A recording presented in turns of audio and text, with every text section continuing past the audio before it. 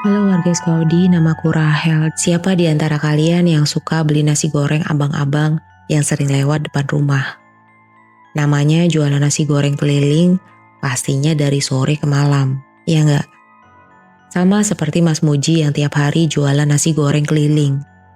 Sekitar jam 4 sore, biasanya Mas Muji mulai persiapan bahan baku dan panasin motor tuanya. Baru setelah itu dia mulai keliling masuk kampung ke kampung, bahkan ke beberapa perumahan. Malam itu, sekitar jam setengah 10-an, dagangannya masih sisa sekitar 7 porsi. Karena dia pikir nanggung kalau pulang ke rumah, akhirnya dia putuskan buat cari pembeli ke rute yang berbeda. Biasanya kan dia jualan ke perumahan dan kampung dekat rumahnya. Kali ini, dia coba peruntungan ke perumahan yang agak jauh. Dia ingat kalau pernah lewat daerah itu dan lihat ada perumahan baru di sana. Setelah izin ke satpam jaga, Mas Muji mulai ngider dari gang satu ke gang yang lain. Sepertinya perumahan ini belum terisi penuh, karena masih banyak tulisan rumah dijual dan beberapa lokasi tanpa penerangan. Sampai akhirnya, dia ngelewatin rumah warna kuning. Ada sosok perempuan muda dengan rambut panjang yang berdiri di bawah pohon mangga dekat pintu pagar rumah itu. Tangannya melambai memanggil Mas Muji. Tanpa ragu, Mas Muji langsung samperin dan tawarin nasi goreng. Perempuan itu ngangguk dan pesan 7 porsi nasi goreng yang dibungkus. Suaranya halus, senyumannya manis, mana ramah pula orangnya. Bikin Mas Muji yang saat itu jomblo jadi kegeeran. Setelah selesai bungkus 7 porsi, perempuan itu bilang kalau besok masih ada sisa jualan, langsung ke sana aja. Jelas lah, Mas Muji seneng banget karena dapat pelanggan baru. Besok malamnya, dagangan Mas Muji tersisa cuma 3 porsi. Agak ragu juga mau ke perumahan baru itu, karena malam sebelumnya kan perempuan itu pesan 7 porsi. Wah, pasti kurang dong. Tapi daripada nggak laku, Mas Muji nekat ke perumahan itu. Pas dekat ke rumah bercat kuning, sudah ada perempuan cantik yang berdiri di dekat pohon mangga. Belum aja Mas Muji ngomong, perempuan itu langsung pesan nasi goreng bungkus 3 porsi. Loh, kok bisa pas banget? Makin seneng lah Mas Muji. Satu sisi dagangannya ludes, sisi lain dia nggak ngecewain pelanggan barunya. Dan sejak saat itu, tiap malam dagangan Mas Muji pasti selalu ada sisa buat dijual ke perempuan itu. Karena sudah beberapa hari ke rumah kuning, akhirnya Mas Muji memberanikan diri buat ngajak ngobrol. Dari situ Mas Muji jadi tahu nama perempuan itu adalah Iyah. Dia kerja sebagai ART di rumah kuning. Statusnya belum menikah dan yatim piatu. Dengan nekat Mas Muji memberanikan diri buat ngajak Iyah jalan-jalan pas ada waktu. Gak nyangka, si Iyah ternyata menyambut dengan senang hati. Ya udah Mas, malam lusa Mas jemput Iyah di sini ya. Iyah tunggu jam 9 malam. Hati Mas Muji langsung berbunga-bunga dengar respon dari gadis pujaannya. Hari H, Mas Muji sengaja gak jualan nasi goreng dulu. Dari sore dia udah mandi dan nurunin gerobak yang selalu nangkring di atas motornya.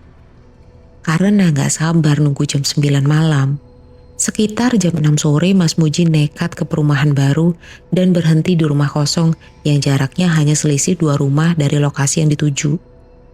Gak lama kemudian, datang rombongan laki-laki yang baru pulang dari masjid. Oh iya, aku belum sholat maghrib. Udahlah, dirapel aja ntar pas Isya. Begitu pikir Mas Muji. Pas ada seorang bapak tua yang buka pagar rumah kuning, Mas Muji langsung nyamperin ke sana. Niatnya mau tanya, apa boleh ketemu Iyah sebentar aja. Kan selama ini dia belum pernah ketemu dengan majikannya Iyah. Gak enak lah kalau nanti ngajak Iyah keluar tapi belum kenal dengan yang punya rumah. Permisi Pak, saya Muji yang biasa jual nasi goreng di rumah ini. Saya ada janji dengan ART Bapak yang bernama Iyah. Apa saya boleh ajak Iyah keluar sebentar Pak? Bapak itu mukanya kelihatan heran. Iya, Betul Pak, yang kerja di rumah Bapak namanya Iya kan Pak? Memang ada Iya di rumah ini. Tapi ya udah, kamu tunggu sebentar ya. Si bapak itu langsung masuk ke dalam rumah. Mas Muji jadi makin heran melihat reaksi bapak tadi. Tapi kan katanya memang benar ada Iya di rumah itu. Gak berapa lama, bapak tadi keluar dengan ibu-ibu yang usianya sekitar 50 tahunan.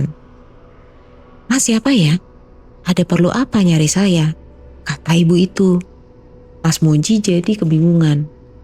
Maaf Bu, saya cari Iya yang kerja di sini. Ya itu saya Mas, nama saya Iya. Satu-satunya yang bernama Iya di sini ya hanya saya. Waduh, makin speechless lah Mas Muji. Karena gak tahu mau ngomong apa, Mas Muji langsung pamitan. Besok siang, Mas Muji yang makin penasaran dengan kejadian sebelumnya nekat pergi lagi ke rumah kuning. Pokoknya dia harus cari tahu sebenarnya si Iya ini siapa dan kerja di mana. Karena jelas-jelas dia selalu nunggu Mas Muji di halaman rumah itu.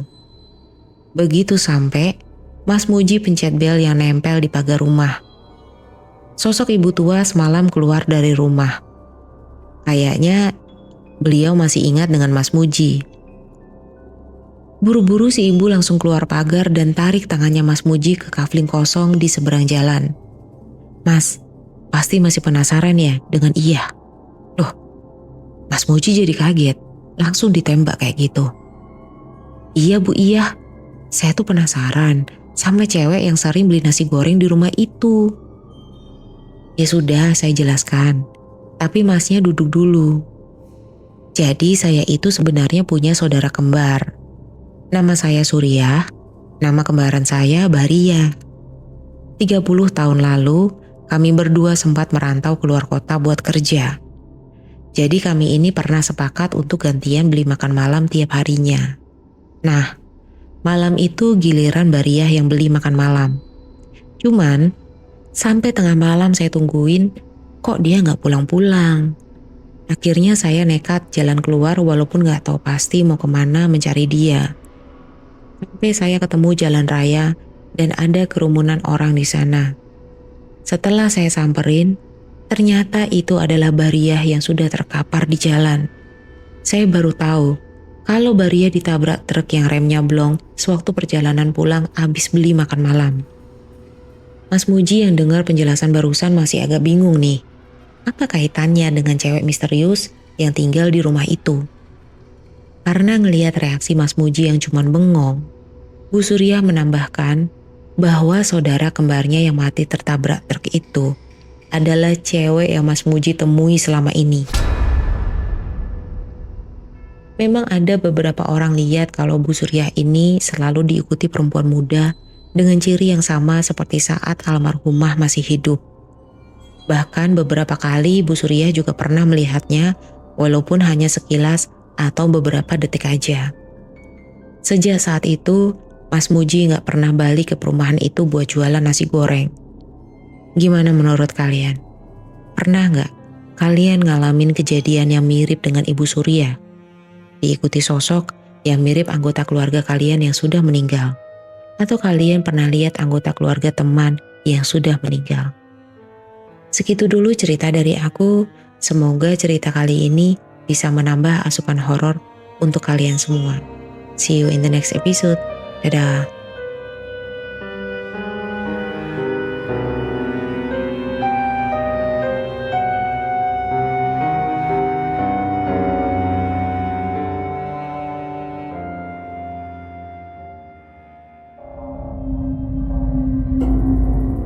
Kamu punya pengalaman horor? Kirim ceritamu ke podcast.com